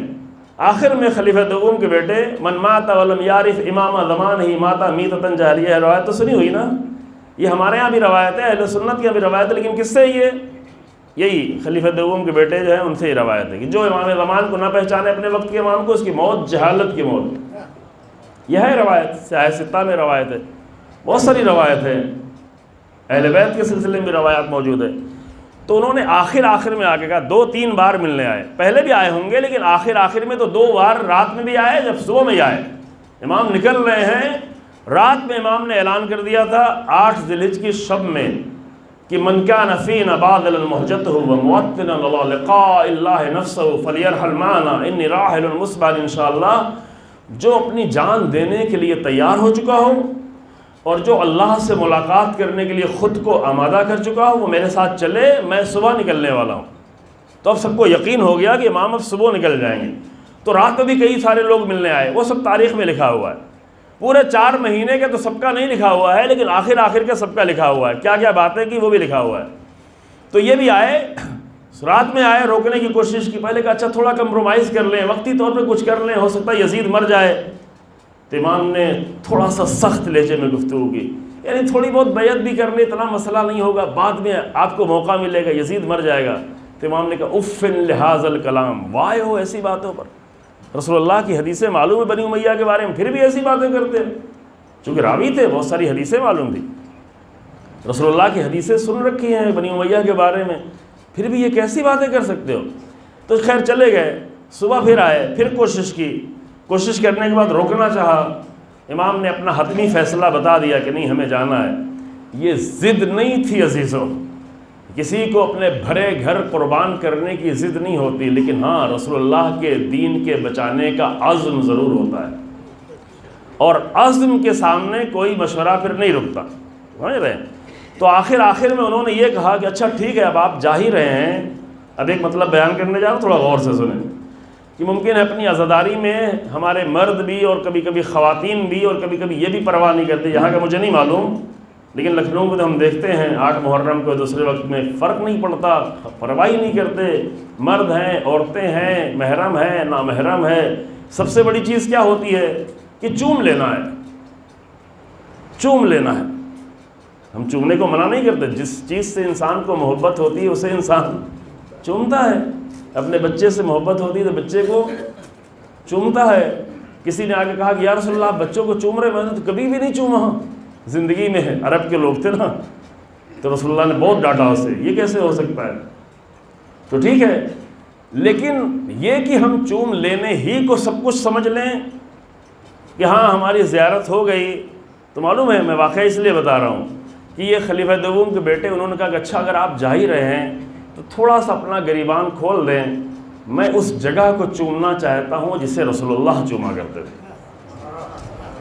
اور اچھی بات تھی نا، امام کو کوئی تکلف بھی نہیں تھا، ٹھیک ہے بھائی اگر تمہاری خواہش ہے چوم لیا۔ وہ تعزیہ نہیں چوم رہے تھے، وہ علم نہیں چوم رہے تھے، خود حسین ابن علی کا سینہ چوم رہے تھے، وہ کربلا کی زری بھی نہیں چوم رہے تھے، روضہ بھی نہیں چوم رہے تھے، قبر بھی نہیں چوم رہے تھے، خود امام کا سینہ چوم رہے تھے۔ لیکن عزیزو اگر راہ حسین ابن علی پہ آنے کا ارادہ نہ ہو تو تعزیہ علم چومنا تو دور کی بات ہے، حسین ابن علی کا سینہ چومنا بھی کام نہیں آئے گا، سمجھ رہے ہیں؟ کیونکہ نہیں آئے، امام نے کہا بھی کہ چلو، اور بھی لوگ نہیں آئے۔ تھوڑا مشکل مرحلہ ہو گیا نا؟ جی ہاں، میں تھوڑا مشکل میں ڈالتا ہوں تاکہ زیادہ غور کریں۔ اگر راہ حسین ابن علی پہ چلنے کا ارادہ نہ ہو، یہ 2 مہینے سے زیادہ جو مجلسیں ہوئی ہیں ان سب کا بنیادی ترین فلسفہ ہے کہ ایک مومن، ایک جوان، ایک بزرگ، ایک خاتون، ایک بچہ اتنی مجلسیں سن کے راہ حسین ابن علی کا انتخاب کر لے، راہ حسین ابن علی کے انتخاب کر لے تو پھر تو مسئلہ حل ہے۔ پھر آنسو بھی بہت قیمتی ہو جاتے ہیں، آنسو کی قیمت ہے ہی اسی لیے کہ جب آنسو نکلتا ہے تو دل نرم ہو جاتا ہے، سخت دلوں سے کبھی آنسو نہیں نکل سکتا، ہو ہی نہیں سکتا۔ نرم دلوں ہی سے آنسو نکل سکتا ہے. جب دل نرم ہو جاتا ہے تو راہ حسین ابن علی کا انتخاب بھی اس کے لیے آسان ہو جاتا ہے. نرم دل اچھی باتیں جلدی قبول کر لیتا ہے، سخت دل نہیں قبول کرتا. سخت دل ہوں تو رسول اللہ کے بغل میں بھی بیٹھے ہوں لیکن ممکن ہے بات قبول نہ کرے. حسین ابن علی کا خطبہ بھی سن رہا ہو لیکن دل قبول نہ کرے، کیونکہ دل سخت ہو گئے ہیں، حرام سے سخت ہو گئے ہیں، حرام کھانے سے سخت ہو گئے ہیں. تو آنسو قیمتی ہو جاتے ہیں جب وہ آنسو راہ حسین ابن علی کا سپاہی بنا دیں. لیکن اگر ایسا نہ ہو تو یہ آنسو کی بھی کوئی قیمت نہیں رہ جاتی. آپ پھر پریشان ہو جائیں گے کیوں قیمت نہیں رہ جاتی. آپ کو پتہ ہے کہ حسین ابن علی پہ پہلے رونے والوں میں سے کون کون لوگ ہیں؟ ٹھیک ہے، جناب زینب بھی روئیں، خیمے کے بچے بھی روئے، بیویاں بھی روئیں، لیکن اور بھی لوگ رو رہے تھے. پورا لشکر رو رہا تھا. 6 مہینے کے بچے کو دیکھ کے پورا لشکر رو رہا تھا. 11 محرم کو جناب زینب کی فریاد جب بلند ہوئی، مرثیہ جو 11 محرم کو پہلا مرثیہ حسین ابن علی کے لاش پہ پڑا گیا، تو پورا لشکر جو بچا ہوا تھا رو رہا تھا. جب کوفے کے بازاروں میں بیویاں گئیں تو پورا کوفہ رو رہا تھا. نہیں، کوفہ تو چھوڑے، جب شام میں گئی اور امام سید سجاد نے خطبہ دیا تو پورا شام رو رہا تھا. تو کیا ان کا رونا انہیں فائدہ پہنچا دے گا؟ ہرگز نہیں فائدہ پہنچائے گا، بلکہ اور مصیبت کا باعث بن جائے گا کہ بیویوں کو دیکھ کے رو رہے تھے لیکن ایک بھی کوئی جناب زینب کی مدد کرنے کیوں نہیں آیا؟ کیوں نہیں آیا؟ چادر لے کے کیوں نہیں آیا؟ ظلم کے مقابل میں کیوں کھڑا نہیں ہوا؟ یعنی اتنا جانتے تھے، اتنا جان گئے تھے کہ رو سکتے تھے. تو اتنا جان کے اگر رو سکتے تھے تو جناب زینب کے لیے کوئی آیا کیوں نہیں؟ حق کے لیے کوئی آیا کیوں نہیں؟ وہ نوکے نیزے پہ جو اس قرآن کی تلاوت کر رہا تھا اس کے لیے کوئی اٹھا کیوں نہیں؟ قرآن کے لیے کیوں اٹھا نہیں؟ تو رونا اسی وقت قیمتی ہوتا ہے جب دل کو اتنا نرم کر دے کہ راہ حسین ابن علی پہ چلنے کو آمادہ ہو جائے. اللہ اکبر. سمجھ رہے ہیں؟ یہ آخری مجلسیں چل رہی اس لیے بات کہہ رہا ہوں، ورنہ رونا تو دور کی بات ہے. اب ایک واقعہ میں بیان ہی کر دوں آپ کی خدمت میں، یہ موضوع میرا نہیں تھا، کہ بالکل آخری منزل پر جب قصر بنی مقاتل تک حسین ابن علی سلام اللہ علیہ پہنچے. قصر بنی مقاتل بالکل آخری منزل ہے، پہلی محرم کو. یہ سارے نام ہے، پوری تاریخ لکھی ہوئی ہے. یہ تقریباً 2000 کلومیٹر کا سفر تھا، مکے سے لے کر کے کربلا تک. کوفے کے قریب ہو کے پھر راستہ جو ہے مڑ گیا، اس لیے 1950 ہوتا، لیکن وہ راستہ تھوڑا بڑھا تو تقریباً 2000 کلومیٹر کا سفر تھا. یہ 2000 کلومیٹر امام نے 24 یا 25 دنوں میں طے کیے. اگر 30 کا چاند تھا تو 25 دنوں میں، اور اگر 29 کا چاند تھا تو 24 دنوں میں امام نے طے کیے. آخری منزل جو کربلا کے پہلے والی منزل تھی اس کا نام تھا قصر بنی مقاتل. ہر منزل کا نام لکھا ہوا ہے، جس منزل پہ جس سے ملاقات ہوئی ان کی جو باتیں ہوئیں وہ بھی لکھی ہوئی ہیں، اور بہت ہی اہم ہے یہ. اے کاش کہ کبھی انشاءاللہ آپ اتنا آمادہ ہو جائیں اور تھوڑا واہ شور و گل سے بچ جائیں تو کوئی آپ کے درمیان میں ایسا آئے جو حسین ابن علی کی کلام سے، ان کی گفتگو سے آپ کو حسینیت بتا سکے. چونکہ ابھی آپ تک جتنی بھی حسینیت پہنچی ہوئی ہے وہ ذاکروں کی خطابت سے پہنچی ہوئی ہے، اور یہ بیچارہ ذاکر جتنا سمجھے گا اتنا ہی بتا پائے گا. لیکن اے کاش کہ انشاءاللہ حسین ابن علی کے کلام سے بھی آپ تک حسینیت پہنچے. اور بہت زیادہ کلام ہے، مکے سے لے کے کربلا تک اتنی منزلوں میں اتنی ملاقاتیں ہیں. تو آخر میں قصر بنی مقاتل جو آخری منزل تھی، پہلی محرم آ چکی تھی، اور عام طور سے امام دن میں سفر کرتے تھے، لیکن یہاں پہ شام ہی میں نکل گئے اور دوسرے دن جو ہے آخری منزل کربلا پہنچ گئے. تو وہاں پہ عبید اللہ ابن حر جوفی سے ملاقات ہوئی. یہ نام سنا ہوا ہے، عبید اللہ ابن حر وہ نہیں حر، یہ کوئی اور حر ہے. ان کا بیٹا عبید اللہ، جس کی تاریخ بہت لمبی ہے، ابھی تاریخ بیان کریں گے تو پوری مجلس اسی میں چلی جائے گی، وہ نہیں بیان کرتے ہیں. لیکن امام کی ملاقات ہوئی، امام سے ملنا نہیں چاہ رہا تھا. امام نے اپنے لشکر میں سے پوچھا وہ خیمہ کس کا لگا ہوا ہے. کسی نے جا کے دیکھا، کہا کہ عبید اللہ ابن حر کا. بہت بہادر تھا، بہت جنگجو تھا. امام نے حجاج ابن مسروق جوفی جو امام کے لشکر میں تھے ان کو بھیجا کہ جا کے اس کو بلا کے لاؤ. جب وہ بلانے، جو قبیلہ یہ دونوں کا ایک ہی تھا، عبید اللہ اور ادھر حجاج ابن مسروق، دونوں جوفی تھے، جو بھی ایک خاندان تھا. کہا جاؤ بلا کے لاؤ. جب بلانے گئے تو کہا کہ میں تو کوفے سے نکلے اس لیے ہوں کہ میں نے سنا تھا امام آنے والے ہیں، اور امام آئیں گے مجھے بلائیں گے تو بھلا کیسے میں نہیں جا سکتا، تو میں اس لیے نکل گیا کہ چونکہ مجھے نہیں جانا تھا میں اسی لیے نکلا ہوں۔ تو وہ مایوس ہو کے واپس چلے گئے۔ امام خود اپنے خیمے سے نکلے اور اس کے خیمے تک گئے، اور خیمے تک جا کے خیمے میں داخل ہوئے، دق الباب کیا، اس نے اپنی مسند چھوڑ دی، امام کو وہاں بٹھایا، خود کنارے بیٹھ گیا، پوچھا آپ کے بال سیاہ ہیں، داڑھی کے بال، خضاب لگایا ہے سچ میں؟ کہا نہیں خضاب لگایا، میری عمر زیادہ ہو گئی ہے، خضاب لگایا ہوا۔ یہ سب باتیں کرنا چاہ رہے، امام نے کہا یہ باتیں نہیں کرو، یہ بتاؤ کہ تمہارے گناہ بہت زیادہ ہیں، کیا تم اپنے گناہوں کی معافی چاہتے ہو؟ کہا ہاں معافی تو چاہتے ہیں۔ کہا اگر معافی چاہتے ہو تو میرے ساتھ چلو، معافی کا ایک ہی راستہ ہے، راہ حسین ابن علی پہ آ جانا، ولی خدا کے راستے پہ آ جانا۔ آپ میں سے نہیں، ہم میں سے سب کو معافی چاہیے، لیکن کیا یہ کہ 10 تقریر سن لیں، 15 مجلسیں پڑھ لیں، اتنا تبرک کھا لیں، یہ نہیں، راہ حسین ابن علی پہ آ جانا۔ کہا کہ میرے ساتھ چلو، تو اس نے کیا کہا؟ اس نے کہا میں نے گھر پہ بتایا نہیں ہے، کسی کو خبر نہیں ہے، میں تو واقعا نہیں چاہتا ہوں۔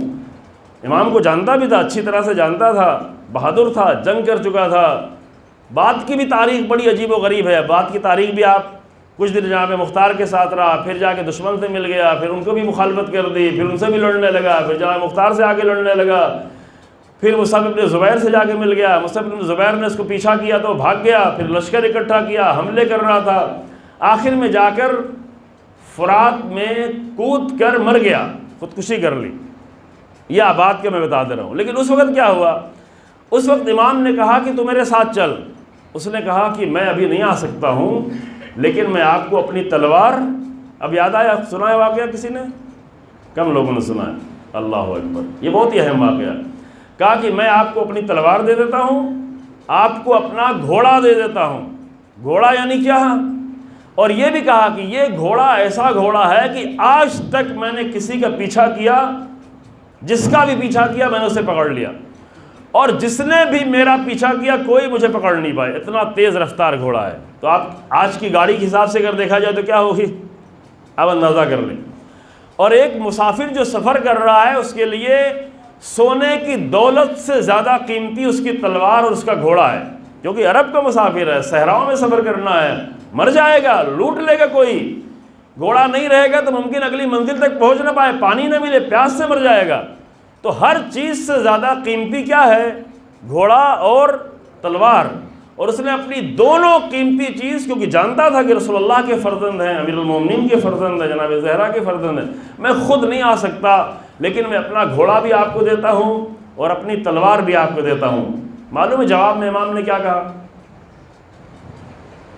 جواب میں امام نے سورہ کہف کی آیت کا چھوٹا سا ٹکڑا پڑھا، فرمایا ما کنت متخذ المضلین عضدا، میں گمراہوں کو کبھی اپنا قوت بازو نہیں بناتا۔ قرآن ہے یہ قرآن پڑھ رہے ہیں امام۔ وہ نوکے نیزے پہ جو تلاوت کر رہے تھے وہ بھی سورہ کہف کی آیت پڑھ رہے تھے، پتہ ہے نا، ان اصحاب الکہف والرقیم کانوا من آیاتنا عجبا۔ اصحاب کہف تو اللہ کی عجیب نشانی تھے۔ زید بن ارقم نے یہ بات سنا، رسول اللہ کے صحابی تھے، وہ چیخ چیخ کر رونے لگے، یا رسول اللہ، اے رسول اللہ کے فرزند، آپ تو اصحاب کہف سے بھی زیادہ عظیم نشانی ہے اللہ کی۔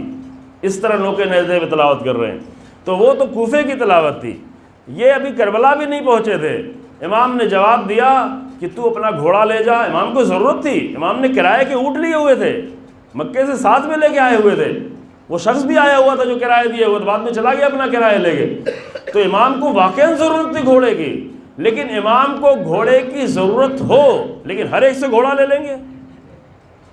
امام کوئی مولوی ہیں کہ ہر ایک سے پیسہ لے لیں گے، ہر ایک سے جو ہے تبرک لے لیں گے؟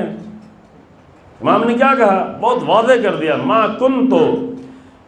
میں مولوی جب کہتا ہوں تو اچھے علماء کی بات نہیں کر رہا ہوں، چونکہ روایتوں میں دو طرح کے علماء بیان ہیں، علماء سوء جو درباروں میں رہتے ہیں، درباری علماء، ابھی بھی ہے نا درباری علماء، اب آج کے زمانے میں درباری علماء کے بجائے ان کو آپ سرکاری علماء کہتے ہیں، جی ہاں سرکاری علماء، تو وہ ہمیشہ تاریخ میں رہے، درباری علماء، آج سرکاری علماء، اور ایک وہ کہ جو درباروں میں نہیں گئے بلکہ درباروں کے مقابل میں کھڑے رہے، وہ ہمیشہ رہے ہیں۔ تو امام نے وہاں تک، امام خود گئے، امام نے یہ نہیں کہا کہ جانے تو نہیں جانا چاہتا جہاں جہنم میں جائے، ہم سے کیا لیں، امام ہے بھائی، امام ہے۔ امام کنویں کی طرح سے نہیں ہے کہ جس کو ضرورت ہو آئے کنویں کے پاس، امام دریا کی طرح ہے کہ خود پیاس بجھانے پہنچ جائیں۔ امام گئے، اور جب اس نے کہا گھوڑا لے لیں، تلوار لے لیں، امام نے کہا نہیں، ہم گمراہوں کو اپنا قوت بازو نہیں بناتے، اگر تم آتے تو گھوڑا بھی قبول تھا، تم اگر ہدایت کے راستے پہ آتے تو تمہاری تلوار بھی قبول تھی، لیکن اگر تم ہدایت کے راستے پہ نہیں آنا چاہتے ہو تو ہمیں تمہارا گھوڑا نہیں چاہیے۔ اس کا مطلب سمجھے؟ اس کا مطلب یہ پہلی محرم کی بات ہے۔ آج اگر کہا جائے تو کیا ہوگا؟ آج اگر کہا جائے تو یہ ہوگا کہ اگر تم راہ حسین ابن علی پہ نہیں آنا چاہتے تو نہ تمہارا ممبر چاہیے، نہ تمہارا امام باڑہ چاہیے، نہ تمہاری خطابت چاہیے، نہ تمہاری شاعری چاہیے، نہ تمہارا تبرک چاہیے، نہ تمہارا جلوس چاہیے۔ اگر حق پر نہیں آتے ہو گمراہی کے ساتھ تو حسین کو کچھ نہیں چاہیے۔ تو اس کا مطلب یہ نہیں کہ میں گمراہ لوگ اگر خدا نخواستہ کوئی ہوں تو ان کو میں مایوس کرنا چاہتا ہوں، نہیں، یہ بتانا چاہتا ہوں کہ راستہ آج بھی کھلا ہوا ہے۔ اگر راہ حسین ابن علی پہ آ جائیں تو ایک کھجور بھی حسین ابن علی کے نزدیک بہت ہے، ایک تبرک بھی بہت ہے، اور اگر راہ حسین ابن علی پہ نہیں آتے ہیں تو گھوڑا بھی نہیں چاہیے، تلوار بھی نہیں چاہیے۔ یہ فیصلے کا مسئلہ ہے، اور جو ہمارے ہیں تو قرآن کی آیت یہ ہے، ترجمہ کرتے ہیں، ایک بات کہتے ہیں اور بات دیکھیں گھڑی اپنے صحیح ٹائم تک پہنچ گئی ہے، اتنی بھی بات آپ یاد رکھیں گے انشاءاللہ کافی رہے گی کہ امام نے قیامت تک کے لیے فیصلہ کر دیا، اور بہت چھوٹے سے لشکر کو لے کے گئے، پہلی محرم سے لے کے ابھی تک آپ نے سنا ہے، لیکن قرآن نے پہلے فیصلہ کیا تھا کہ اللہ ان اولیاء اللہ، یہ تم آگاہ ہو جاؤ، جان لو کہ جو اللہ کے اولیاء ہیں، ولی خدا ہے، لا خوف علیہم ولا ہم یحزنون، نہ ان کے اوپر کوئی خوف طاری ہوتا ہے، نہ ہی وہ رنجیدہ اور غمگین ہوتے ہیں۔ یعنی دو ہی چیزیں ہیں جو انسان کو مشکل میں ڈالتی ہے، بحث میں نہیں جا سکتا، دو ہی چیز ہے جس سے پوری دنیا کے لوگ پریشان ہیں۔ کیا؟ ایک یہ کہ جو کچھ چھن گیا اس کا غم پریشان کیے ہوئے ہے، جوانی چھن گئی، صحت چھن گئی، پیسہ چھن گیا، سروس چلی گئی، کووڈ میں فلاں فلاں ایسا ہو گیا، بچے گھر کے چلے گئے، گھر والے چلے گئے، فلاں مر گیا، فلاں زندہ رہا، جو کچھ ماضی میں چھن جائے اس کا غم ستا رہا ہوتا ہے۔ دوسری چیز کیا ستاتی ہے؟ جو کچھ ابھی ہمارے پاس ہے وہ بھی تو چھن سکتا ہے، تو اس کا خوف، ڈر لگا ہوا، یہ بھی چھن جائے، یہ بھی چھن جائے گا، یہ بھی چھن جائے گا۔ دو چیزوں میں انسان پریشان ہے۔ اب ہم چھوٹے چھوٹے لوگ ہیں تو اپنی چھوٹی چھوٹی چیزوں کے اعتبار سے پریشان ہیں، بلکہ صحیح مانو تو پوری دنیا کی جو بڑی بڑی جنگیں ہوئی ہیں وہ جنگیں بھی اسی لیے لوگ لڑتے رہے، باطل جنگیں۔ کیوں؟ خوف ہے کہ کہیں میری حکومت کم نہ ہو جائے، اور پڑھ کے لے لو، اور پڑھا لو، اور قلعے بنا لو، اور حکومت بنا لو، اتنی بڑی حکومت بنا لو کہ چھننے نہ پائے۔ اور کتنی بھی بڑی کسی نے حکومت بنا لی، کسی کی حکومت باقی نہیں رہی، نہ سکندر کی، نہ چنگیز کی، نہ بنی امیہ کی، نہ بنی عباس کی، کسی کی حکومت باقی نہیں رہی۔ اور ایک قانون رسول اللہ بتا کے گئے ہیں صلی اللہ علیہ، بھئی اتنی دیر تک صلوات نہیں پڑھی، صلوات پڑھیں۔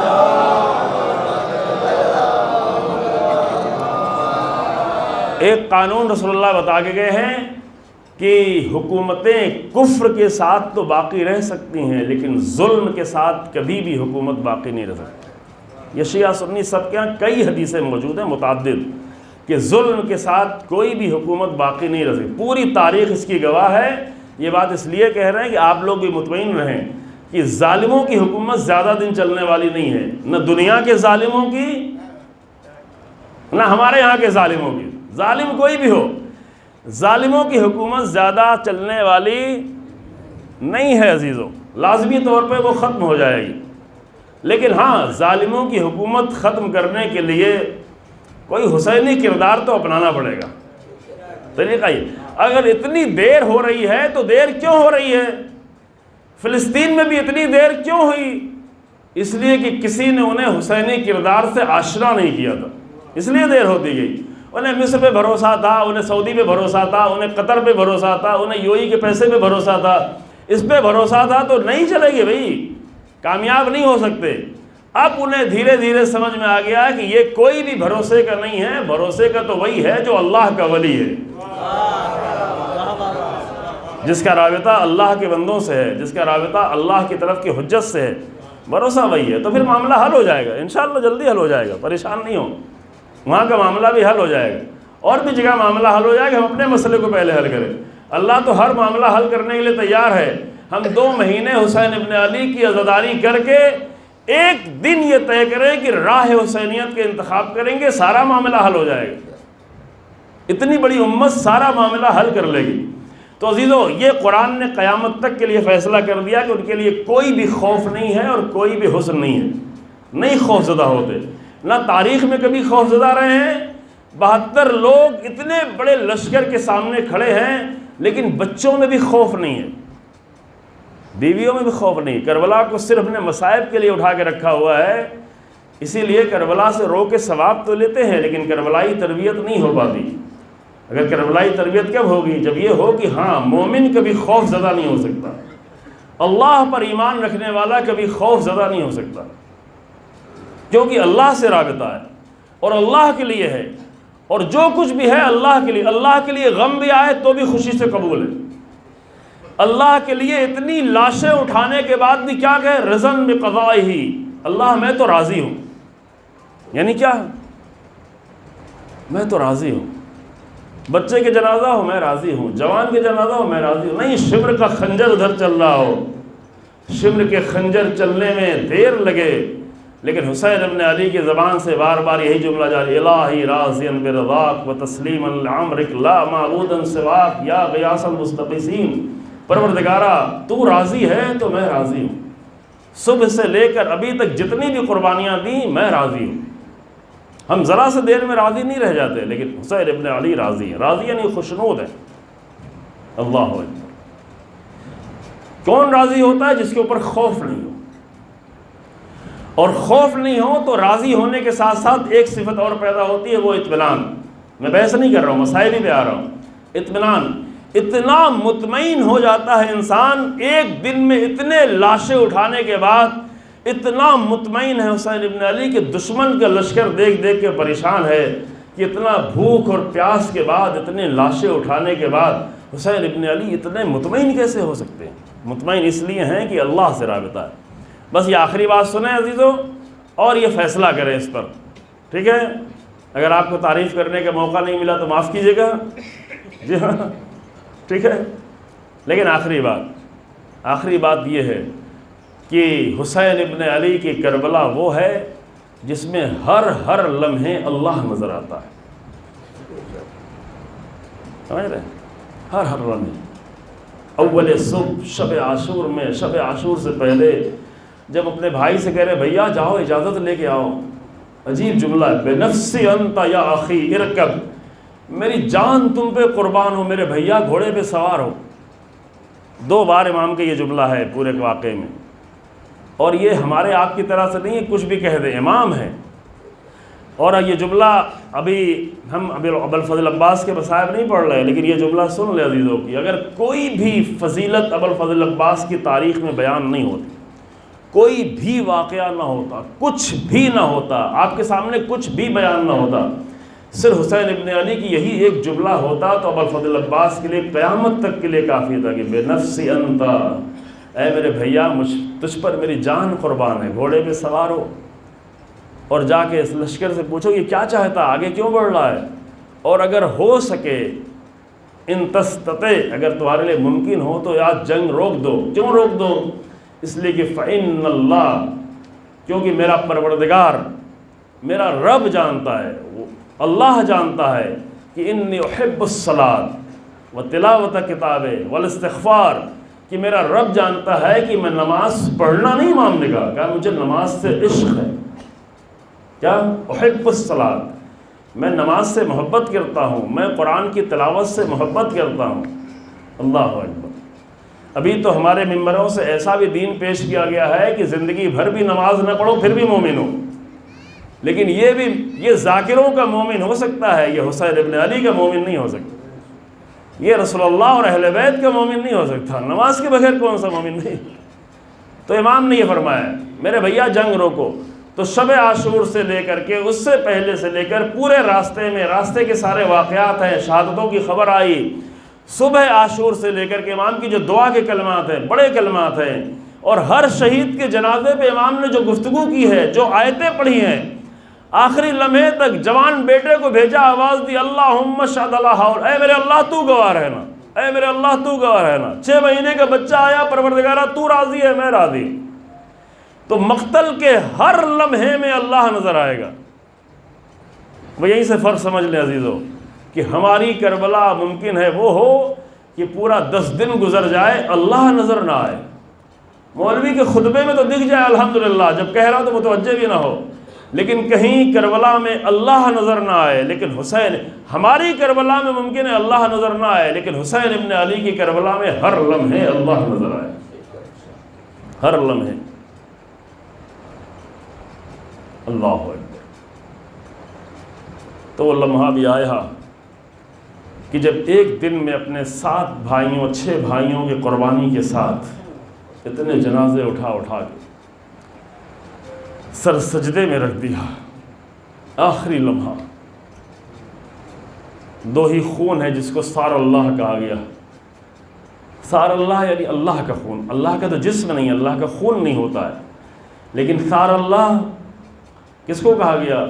یا تو حسین ابن علی کے خون کو، یا تو امیر المومنین کے خون کو۔ السلام علیکم یا سار اللہ وابن سارہ، سار اللہ، اے سار اللہ کے فرزند، اور کسی کے خون کو سار اللہ نہیں کہا گیا۔ کیوں؟ اس لیے یہ دونوں خون سجدے کی حالت میں ہوں۔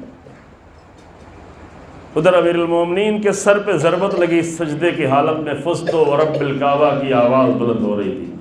ادھر حسین ابن علی کے گردن پہ، پشت گردن پہ خنجر چل رہا تھا، اور راضین برضا کی صدا بلند تھی۔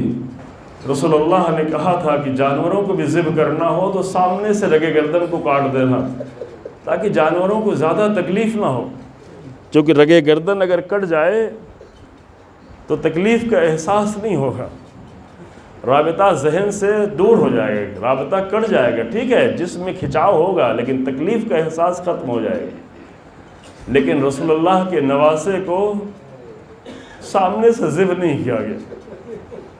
تاکید بھی ہے کہ ایک جانور کو بھی ذبح کرنا ہے تو چاقو تیز ہونا چاہیے، لیکن حسین ابن علی کو پشت گردن سے دیر تک ذبح کیا۔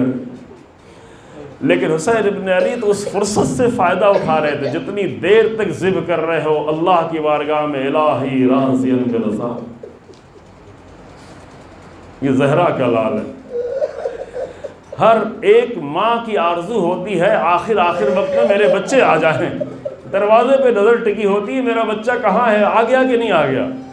لیکن رسول اللہ کی بیٹی کہہ رہی اے جس کے حسن و حسین جیسے بچے ہیں اسے تیار کر کے بھیج دیا تھا کہ اب میں اور میرا اللہ، کوئی بھی نہیں، جس کا امیر المومنین جیسا شوہر ہو، جس کے حسن و حسین جیسے بچے، انہیں بھی تیار کر کے رسول اللہ کی قبر کے پاس بھیج دیا کہ حجرہ ہو، میں ہوں، میرا اللہ ہو۔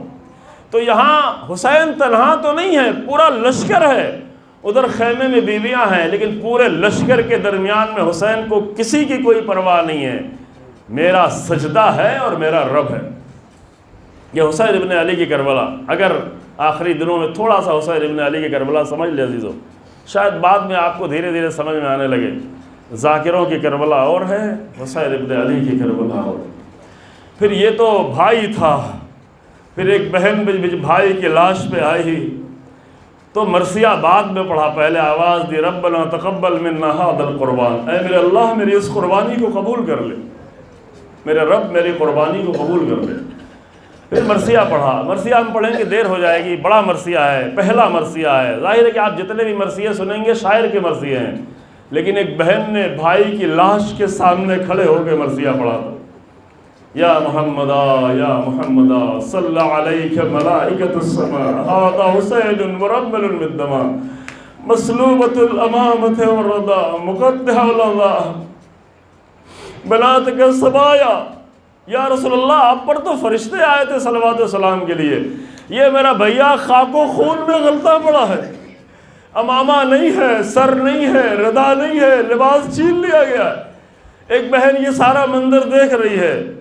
بس میں آپ کو آخری منزل تک لانا چاہتا ہوں۔ ایک مرتبہ بیوی کربلا سے رخصت ہو رہی تھی، انشاءاللہ آپ سب کو کربلا جانا نصیب ہو، جب کوئی کربلا جاتا ہے تو اس کی تڑپ ہوتی ہے کتنی جلدی زری تک پہنچ جائے، روضے تک پہنچ جائے، گنبد نظر آنے لگتا ہے، تو ایک شوق ہوتا ہے. لیکن معلوم ہے جب کربلا سے انسان زیارت کر کے نکل رہا ہوتا ہے تو دل ٹوٹا ہوتا ہے، آنکھیں اشکبار ہوتی ہیں. حسین ابن علی کو چھوڑ کے جا رہا ہے، جب مدینے سے نکلتا ہے تو دل تڑپ رہا ہوتا ہے. جانا اور ہوتا ہے، نکلنا بہت سخت ہوتا ہے. لیکن ہم نکل کے بھی آ جائیں انشاءاللہ پھر بھی زیارت نصیب ہو جائے گی. لیکن علی کی بیٹی جب کربلا سے جا رہی تھی، اونٹوں پہ سوار ہو کے، اونٹ کی بلندی سے دور تک کربلا کی زمین دکھ رہی تھی، اور جہاں تک وہ زمین دکھ رہی تھی بھائی کا بے گور و کفن لاشا بھی دکھ رہا تھا. اے میرے بھیا میں تمہیں دفن نہیں کر سکی. پھر وہی بہن واپس بھی آئی، ایک مدت گزرنے کے بعد بہن واپس آئی. اب قبر بنی ہوئی تھی، لیکن جن بچوں کو ساتھ میں لے کے گئی تھی بچوں کو کھو کے آ گئی. بچے نہیں رہے، بچے راستے میں کھو گئے. بچے ماؤں کی آغوش سے لپٹے ہوئے تھے، ماؤں کے ہاتھ پسے گردن بدے ہوئے تھے. ماؤں کی آغوش سے لپٹ کے اتنے تھکے ہوئے بچے، اگر انہیں تھوڑا سا سکون ملتا تھا آنکھیں بند ہو جاتی تھیں، ہاتھ چھوٹ جاتا تھا، اونٹوں سے زمین پہ گرتے تھے. مائیں بھی حسرت بھری نگاہوں سے پیچھے مڑ مڑ کے دیکھتی رہتی. میں اپنے بچے کو بچا نہیں سکی، اسیری کی حالت میں بچا نہیں سکی. ایک 4 برس کی بچی کو بچایا تھا، وہ بھی زندان شام میں کھو گئی ہے. بس عزیزو، تو بیویاں جب واپس کربلا آئیں تو اس بین کے ساتھ کہ اے میرے بھیا ہم تو آ گئے لیکن آپ کی امانت کو نہیں لا سکے، چھوٹے چھوٹے بچوں کو واپس نہیں لا سکے. پھر کربلا سے مدینے گئی تو مدینے کا پورا مصائب تو ہم نہیں پڑھ رہے عزیزو، لیکن اتنا کہ جب کوئی اتنا طولانی سفر طے کر کے اپنے وطن واپس آئے، اگر بہت ہی اچھا سفر کر کے آئیں تب بھی آپ کو وطن آتے ہوئے اچھا لگتا ہے کہ وطن واپس آ رہے ہیں.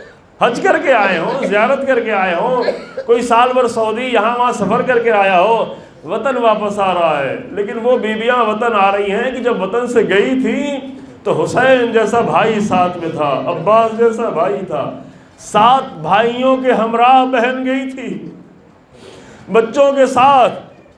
لیکن اب جو یہ سارا سفر طے کر کے واپس آئی ہیں اور مدینے کے در و دیوار نظر آنے لگے تو ایک مرتبہ جناب ام کلثوم نے محمل کا پردہ ہٹایا اور ہٹا کے آواز دی، مدینۃ جدنا لا تقبلینا فبالحسرات والاحزان جینا.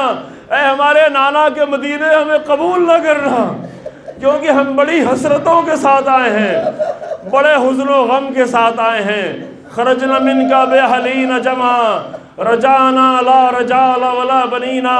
جب ہم نکلے تھے تو ہمارے سروں پہ سایہ موجود تھا، ہماری گودیں آباد تھیں، لیکن اب جو پلٹے ہیں تو نہ مرد ہے نہ بچے ہیں. اب اسی عالم میں بیویاں واپس جا رہی ہیں اور ادھر بشیر ابن جزلم یہ آواز دے رہا ہے، اے اہل یثرب اب مدینہ رہنے کے لائق نہیں رہا. حسین ابن علی کی لاش کربلا کی زمین پہ پڑی ہوئی ہے، سر نوکے نیزے پہ بلند تھا. بیویاں گھروں میں واپس آ رہی ہے، لیکن حسین ابن علی کے اِلَّا لِلَّهِ وَإِنَّا إِلَيْهِ رَاجِعُونَ.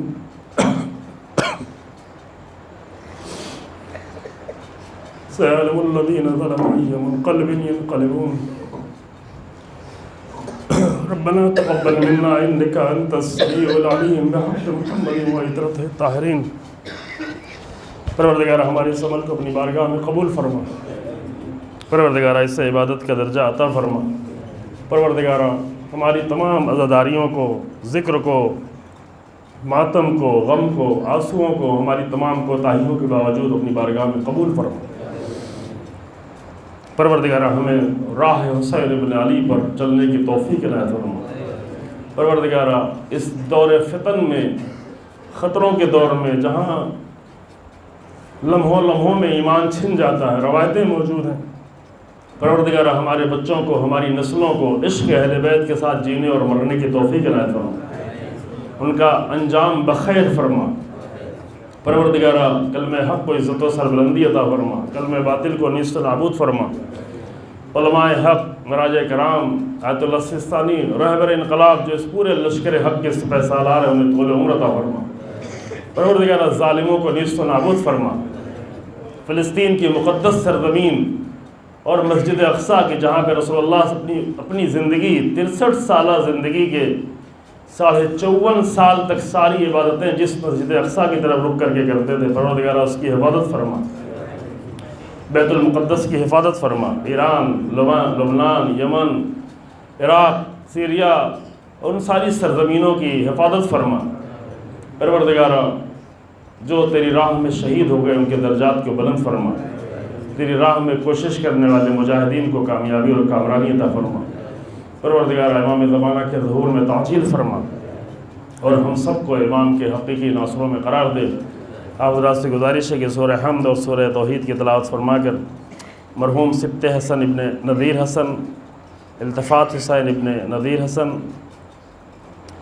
اور انتظار حسین ابن اسرار حسین، مسلم رضا ابن وسیع رضا اور اپنے بھی تمام مرحومین اور جتنے بھی مرحومین ابھی ہمارے درمیان نہیں رہے، پہلے خدمات انجام دے چکے ہیں، عزاداری میں شرکت کر چکے ہیں، ان سب کی روح کو اور خاص کر شہداء اسلام کی روح کو عطا فرما۔ اللہم صلی علی محمد و آل محمد۔